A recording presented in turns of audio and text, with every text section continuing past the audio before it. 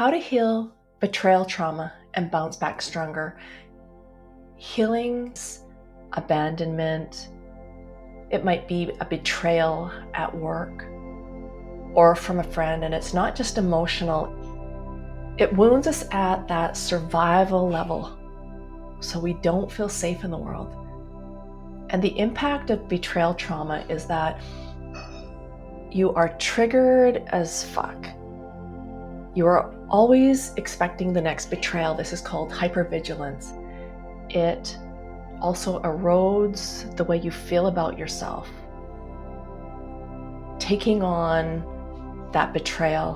Why wasn't I good enough? Why did he cheat on me?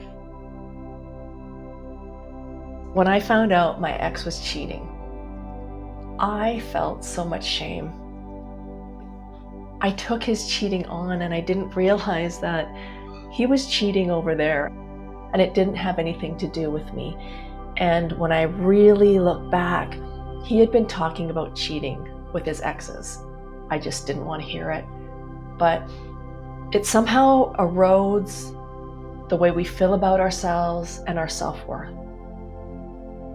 The trauma stays stuck in our body and our mind, and it replays randomly over and over because these memories aren't filed away neatly like other memories that we can recall, because betrayal activates the same areas as physical pain, and your subconscious doesn't know the difference.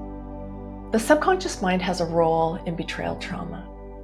The subconscious mind, it runs 95, maybe that's a low estimate, but let's say 95% of your thoughts, your habits, your reactions. And betrayal gets wired in as a protective system. Any betrayal that you've experienced gets wired in as a protective alarm.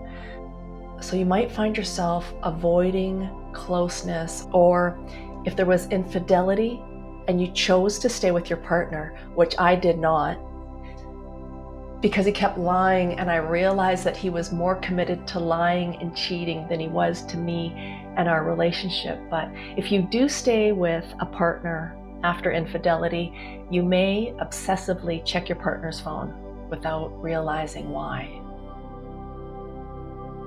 That betrayal and that alarm may cause you to obsessively check your partner's phone. Betrayal holds you back. It repeats these stories that people always hurt me, that I can't trust anyone, the world is not safe, I don't feel safe. And it keeps you in the fight or flight, in that survival mode. That experience of trauma that you're having in the present moment, that past is always in your present, and it blocks your healing, it blocks your future. It blocks a more fulfilling and happy, peaceful, calm future. Your subconscious can change. It's called neuroplasticity, meaning your brain can change. You can reprogram it so that you can trust and feel safe in the world again. Because we experience trauma in the present tense, we're experiencing something that happened in the past over and over again as if it was happening in the present. It's very difficult to acknowledge, and this is sometimes why we dissociate. We kind of numb ourselves around this trauma. So we may find ourselves shopping, not being able to feel our body. It's more than just acknowledging, and it's scary to acknowledge what has happened. You can't just use affirmations. You can't use visualization.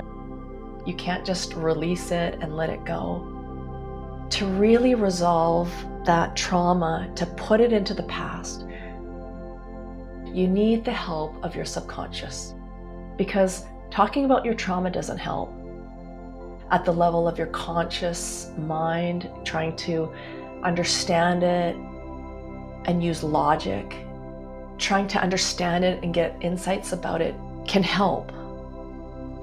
Don't get me wrong, I love therapy, but talking about trauma often makes it worse. It creates harm unintentionally as you're trying to resolve your trauma, as you're trying to help it. You can actually make it worse by talking about it. Because it's not like other memories that are filed away that you can pull out the file and then close it up and put it back.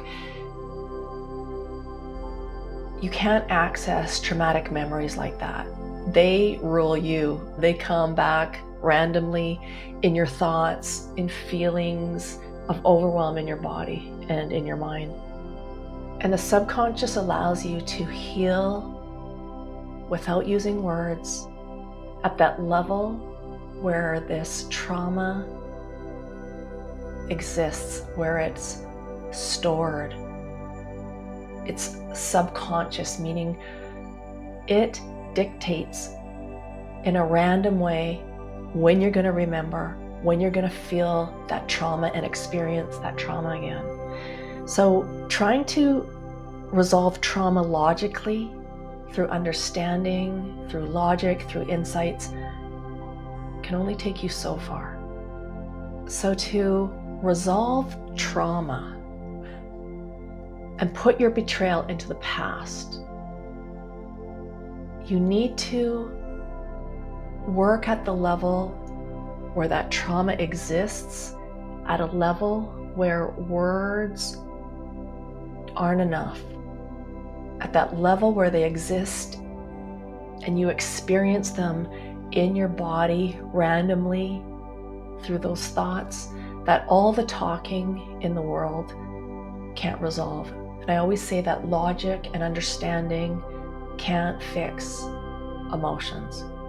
So this is largely an emotional problem, but with that intention, you can use your subconscious mind to heal,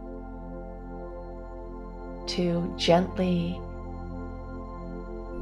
put it into the past by rewiring it, by processing it. And the way that you know that you've processed it is it starts to occur to you as further away in the past.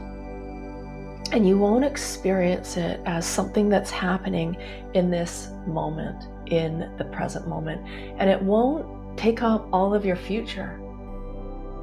Resolving it with your subconscious mind takes it out of your future so you can actually create the future that you want. The future that you deserve, fulfilling, happy, feeling safe, whatever it is that you want to move towards. So let me know what you think. Does this make sense about how you experience betrayal trauma? Have you tried to work out your trauma by talking about it? Let me know how that worked. And subscribe and like this video for more content on betrayal trauma. And let's connect on the next one.